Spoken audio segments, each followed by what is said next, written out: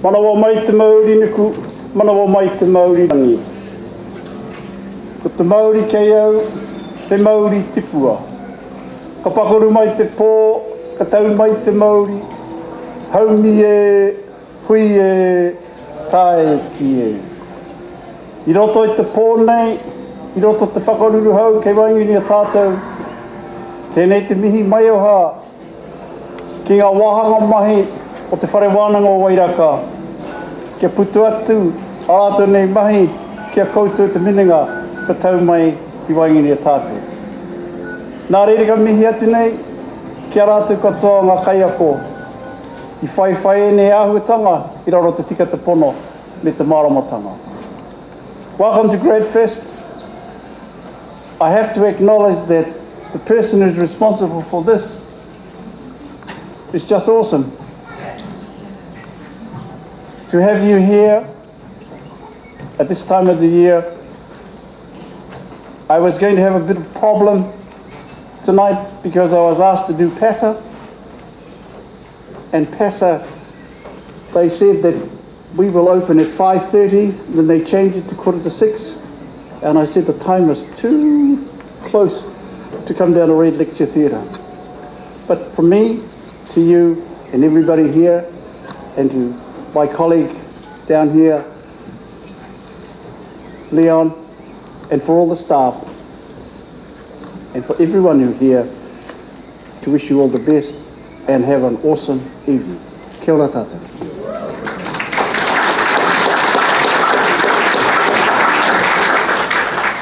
So ladies and gentlemen, we are going to get underway with formal proceedings in about 30 seconds. We've just got a few more people that are making their way in, and then we will be underway.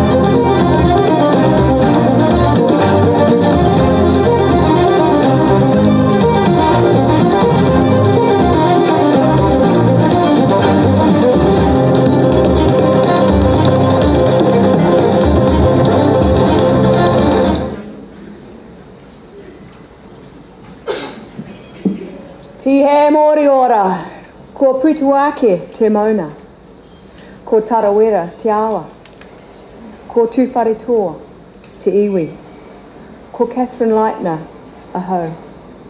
My mountain is Putuake, my river is Tāwera, my tribe is Tūwharetoa. My name is Catherine Leitner and it is a wonderful privilege to be here and act as your MC this evening. In the busyness of life, it is far too easy to not take a moment to stop and to celebrate and acknowledge all of the hard work and the amazing things that we achieve every day. So to get this Gradfest underway in the right spirit of things, please, with the people around you, turn and congratulate them for a successful year. Take a few moments.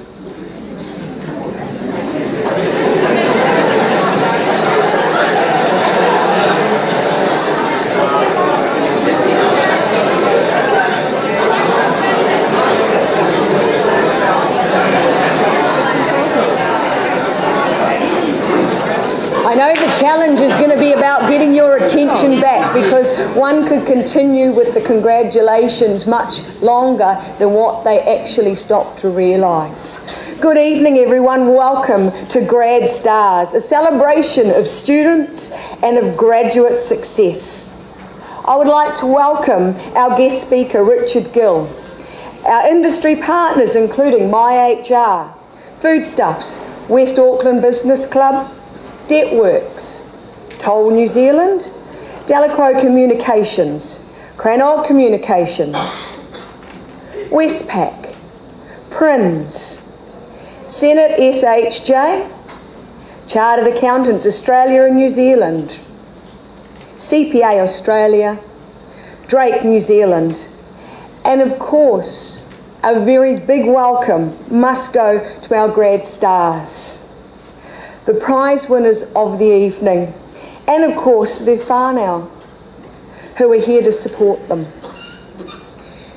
Just a few housekeeping matters. If you have not done so already and are expecting an incredibly important mobile phone call, now might be the time to turn it on to silent. Also, if you need to go to the bathrooms, we have created a little bit of an obstacle course for you just to increase that cardiovascular fitness. It's up the stairwell, just turn to the right and you'll see them tucked in. If you're up in the back rows, just cross out through the top there across the gangplank. Also, in case of an emergency, follow me, because I'm going to be sprinting out either one of these doors really fast, okay? But in seriousness, if in case of emergency, please respect each other, let's help each other out, let's make sure that every single one of us gets out of here safely, either through the door with which you entered or this door over to our side. We'll then all come around into the top car park to make sure that everybody is safe and accountable. Well, with that, it gives me great pleasure to introduce the Dean. Please welcome Associate Professor Dr. Leon Foree, Dean of the Faculty of Creative Industry and Business, to open the evening's proceedings.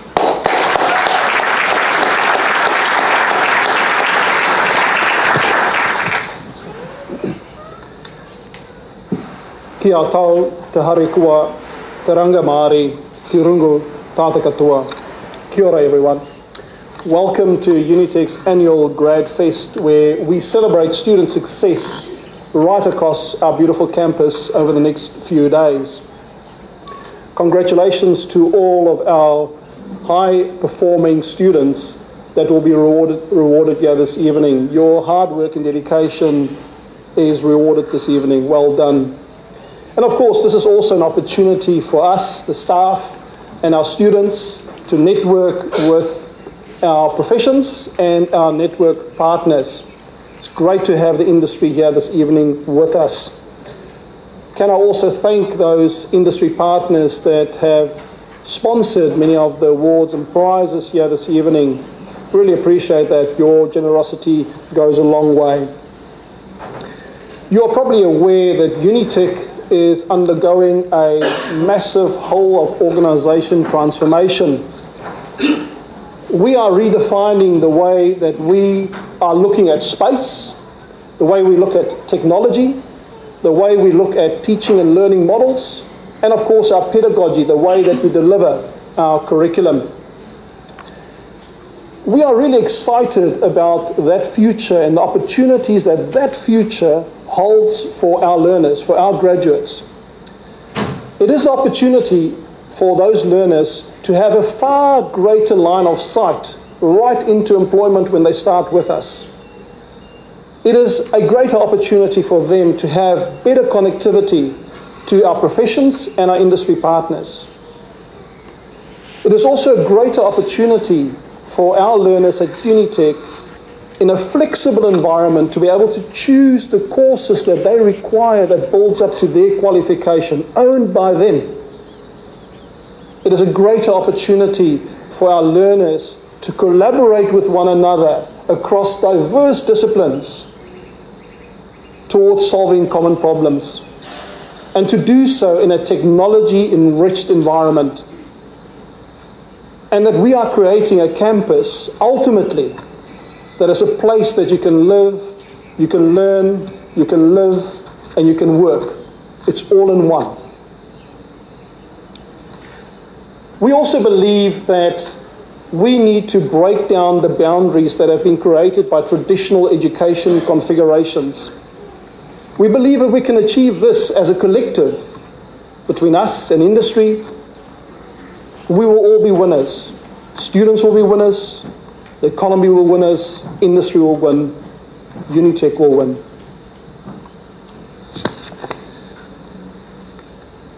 And so the 4 departments that celebrate here this evening in this venue, accounting and finance, communication studies, computing, and management and marketing, will find themselves next year in newly established networks, in new enabling arrangements right across the organisation, allowing staff and students to collaborate and work differently across the organisation to the level never seen before. We're very excited about that future. This is a really exciting journey for us, and we believe for us to embark on this journey as an organisation will again put Unitec at the forefront of innovation in the applied learning space. Please make that journey with us. Can I again congratulate all the winners this evening? And can I ask you to enjoy your evening? This is what this is all about. And can I also ask you that once this might be finished or fizzles out, you can also make your way all the way across campus to the northern end, because there's also festivities on that side. We are displaying the works of our design students, our landscape students, and our architecture students on the northern end of campus in Building 1. So your evening is not ended here. Please join us and celebrate elsewhere across campus. And this will extend over the next 2-3 days. Tēnā koutou, kira mai tātou katoa.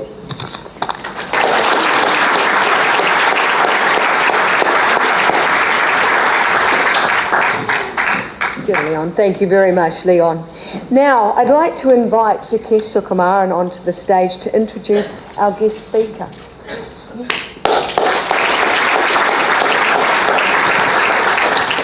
Inga mana, inga reo, rao rangatirama, tēnā koutou, tēnā koutou, tēnā koutou katoa. What Leon didn't tell you was between the southern part of campus and the northern part of campus there's a pub. So our guest speaker for this evening is Richard Gill, Director, CEO and founder of Cloud M. Richard is a serial entrepreneur, founding his first tech company at the age of 20, growing and selling it only to start the next one. This is a pattern he has repeated time and time again over the 20 years, over the 23 years since, the 43, Richard. He has a deep passion for using technology to solve real-world problems and unlock value for everyone concerned. He's equally at home with his sleeves rolled up, building some new product as he's presenting, marketing, and evangelizing new technologies. Ladies and gentlemen, please put your hands together and warmly welcome Richard.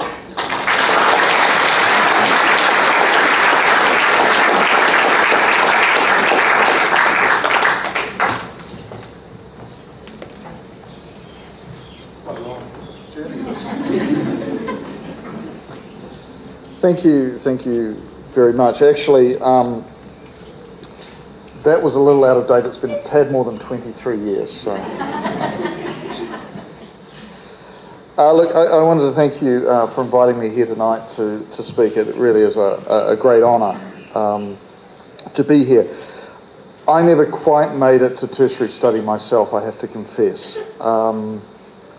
I was seduced by a holiday job on my way to university with a salary and a good job, and I thought next year. And next year I had a bigger salary and a company car, and I thought next year. And the next year came along and I'd been headhunted to another company and I had a bigger salary and a sports car and I had the girl, and I thought next year. And needless to say, next year never really came. So my education has been the lessons I've learned along the way, really by soaking up as much as I can from the fantastic and wonderful people I've had in my life from time to time.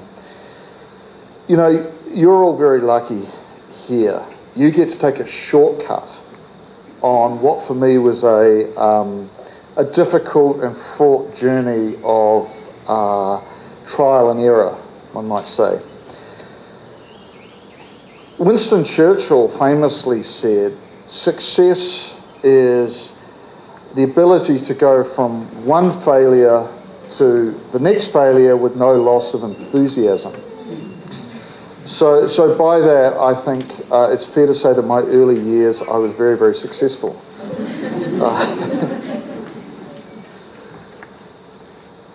My first business, I actually really started when I was 12. I had, with some help, quite a bit, built my first computer. So there were no PC companies in those days, no stores that you could go to. So this was built from a magazine article and some chips and soldering irons and all that stuff, and I proceeded to teach myself assembly language programming. This was a massively powerful machine, I must say. It was tremendous. This machine had a whole 1K of RAM. So that's about, 5 or 6 text messages, right? But it was worse. Half of that was video memory, so it had half a K of usable RAM. So I added a keyboard, more memory, a basic language interpreter, and I thought I could manufacture and sell them. And I was thinking, $400 or $500, I'm going to be rich. I even got my first investor. My grandmother, bless her, gave me $100 towards the parts I needed to make the next one. And no sooner had I started than Clive Sinclair from the UK, some of you will remember, brought out the ZX80, this fantastically complete, wonderful computer that did a hang of a lot more than mine did, and he was retailing it for $200. So I learned my first lesson about competition, about time to market, price points and all those other things. It was quite a devastating lesson, really. I started my first real company at 20, and I've started and built a bunch since, and all really in the technology space, in all different industries, finance, insurance, manufacturing, all sorts of stuff, even in the environmental space. And it's been quite an adventure. Today, with my company CloudM, we've just started our 5th year. What we're doing is we're working on some pretty advanced cloud and mobile technologies all around human safety. So we started a few years ago with public safety in the working with companies like, or organisations like civil defence and emergency responders, really to try and help us all stay safe in our homes and in our communities. So I don't know if anybody here has got the Civil Defence app on their smartphone. One person, 2, 3. Okay, right. the rest of you should all get it. It's all about keeping yourself and your families and your loved ones safe. And that's a plug. I make no money out of selling it. It's a public service, but it's really an important thing because we do live in the shaky aisles after all, you know.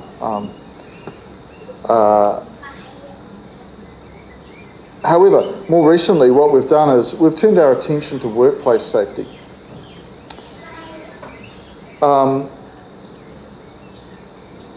You know, globally, more than 370,000 people are killed each year on their job, globally, each year.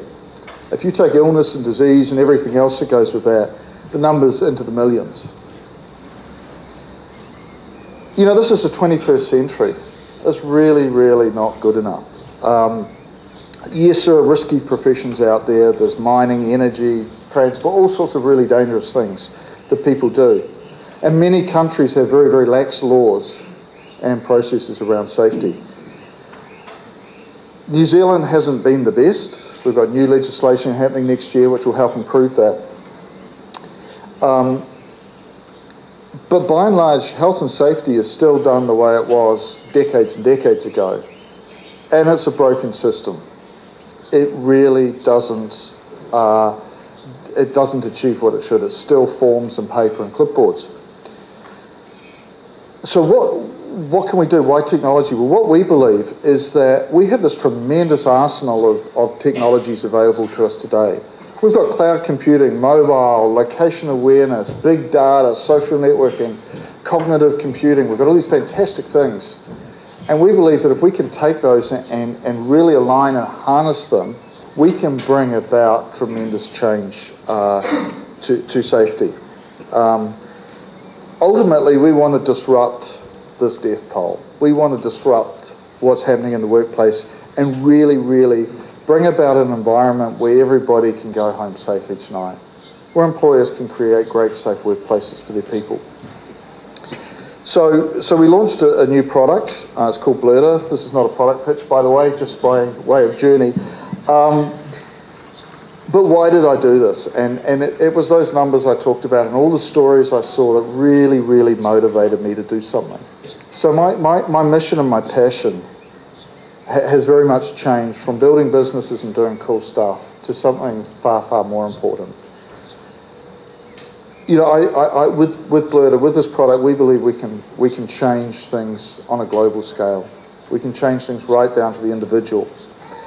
My vision is to create a globally relevant network that really does change the death toll.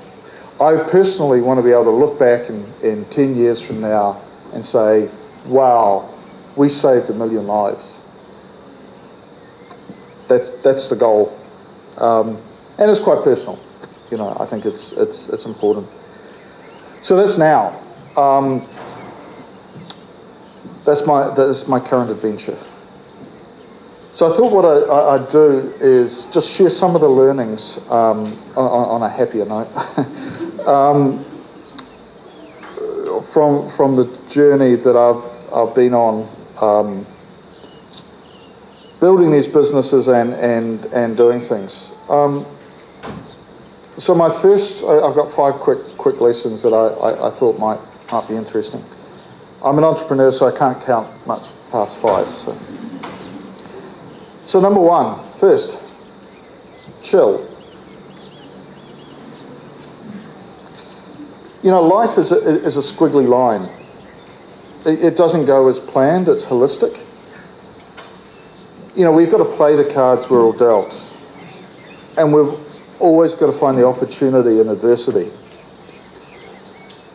So things go wrong. People let you down, they steal your stuff, your ideas, your dreams, sometimes even your company. Stuff happens. But you recover. You go on. How? So the thing I've learned is always seek the gem of learning or opportunity in every bad thing that comes your way. Use it to empower you, to drive you forward. You know, A key thing I've also learned is not to blame others, but to take responsibility, for my own failings. And what that does is that empowers one to change. By taking responsibility, by you then have the ability to do something about it. So you get to change the things you can. Learn from the other stuff and then move on. Number 2 is think. I think it's really important to contemplate quite deeply what your purpose in life really is, what you're here to do, why you're on the planet, what positive impact can you have on those around you. There are always those who are worse off than us. So no matter how you feel, no matter what life is throwing at you, you're still better off than lots and lots of other people. I've got a good friend who has a catchphrase. He says, any day above ground is a good one. It's still above ground, so it's still a good day. But what's more is each of us, you're in possession of something quite remarkable. You have this incredible tool at your disposal and a fantastically adaptable learning machine that you can use to completely create your future. It's you. It's all you need. You are the most powerful force in your life. Everything else pales by comparison. You're in control. You're in control of you. You're in control of this machine. So let's use it. Number 3, create. We all have failings in the past, but one of the key things I've learned is that the future doesn't equal the past. Every day is a new day. So we can leave behind yesterday and we can look at today and tomorrow and every day being a tremendous opportunity for new accomplishment.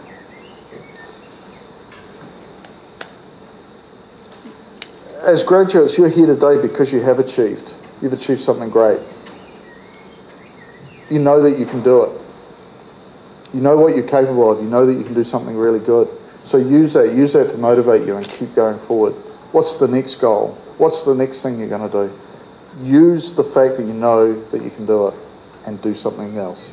Do the next thing. 4th, relationships. You're graduating with some great skills and those are going to set you on a great path in your career. But the one thing I've learned that the most important skill to master is how to relate to other people. So everything we ultimately do is about people, right? They're at the end of every process, every activity, every product, there is a person.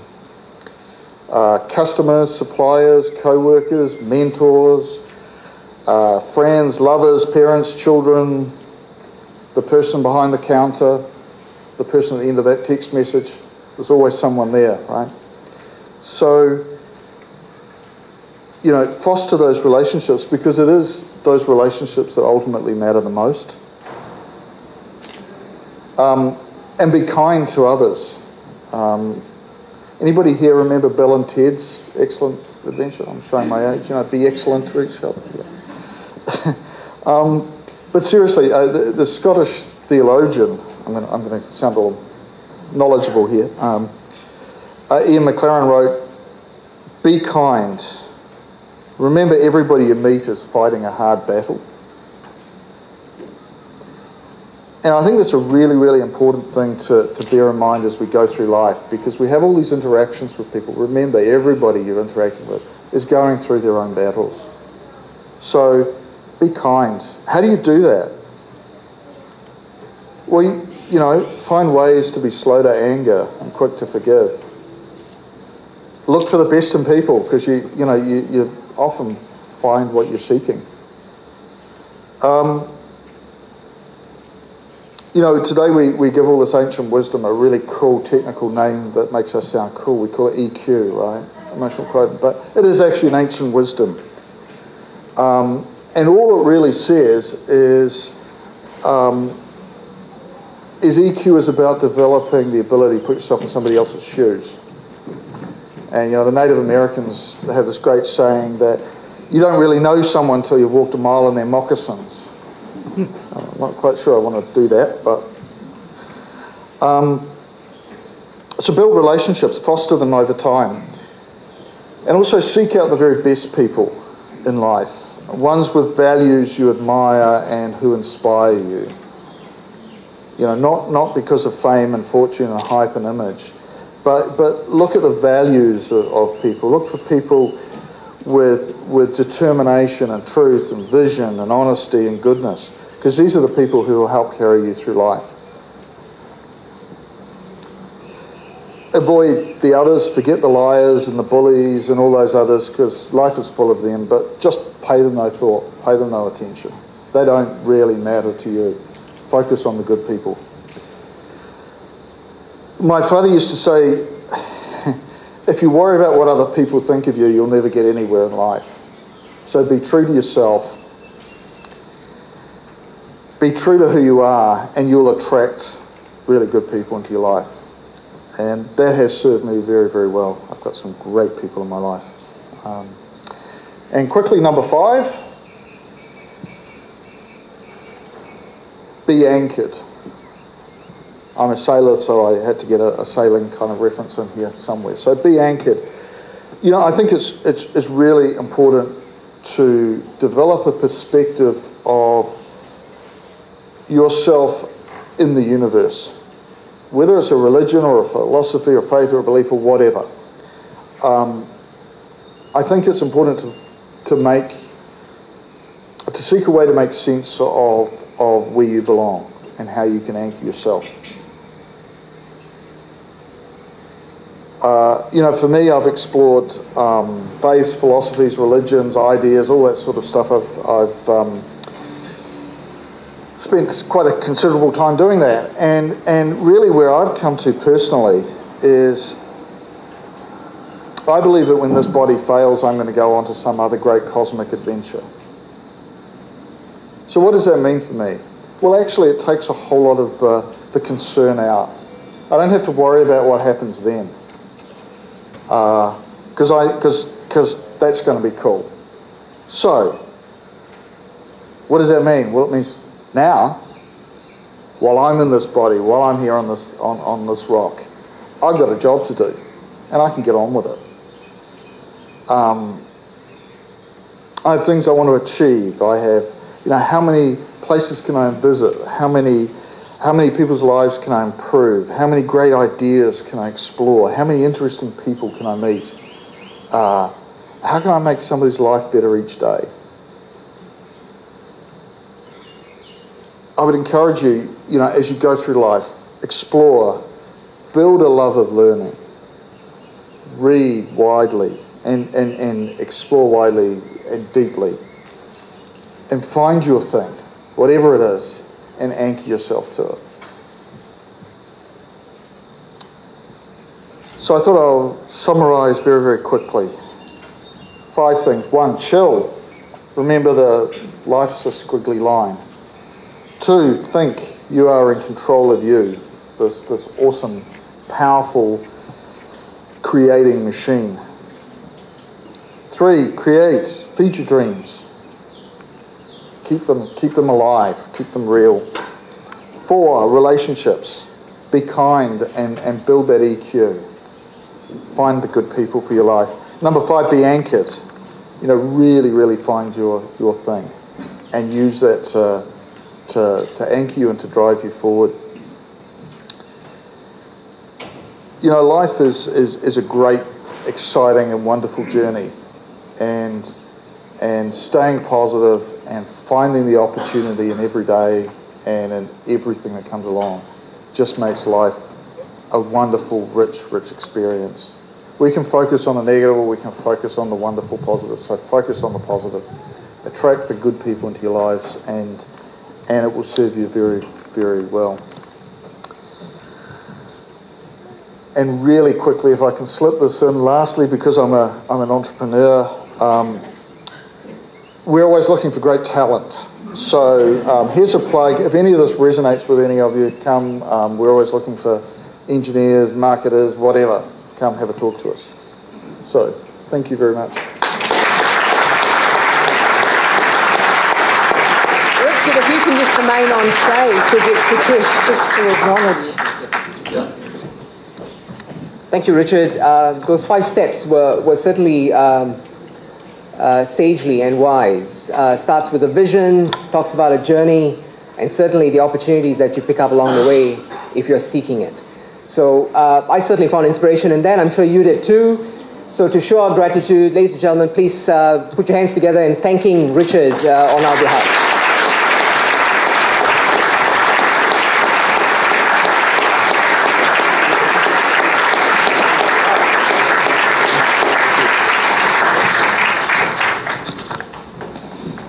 And so with that, I'm going to have Sukesh not disappear too far away, because what I'm going to do now is just give you an outline of how the awards process is going to work, and then we're going to get straight into the awards ceremony. So the awards will proceed with each department having a short presentation on the video. Their awards will be presented. The students and presenters will please approach the stage from the left here. The order of presentations will be firstly the Department of Management and Marketing, followed by the Department of Communication Studies, then the Department of Computing, and to wrap out the evening will be the Department of Accounting and Finance. Now, we've got sitting over to the side here the different department, either heads of department or the deputies who are standing in, and they will be doing the awards, doing the award announcement.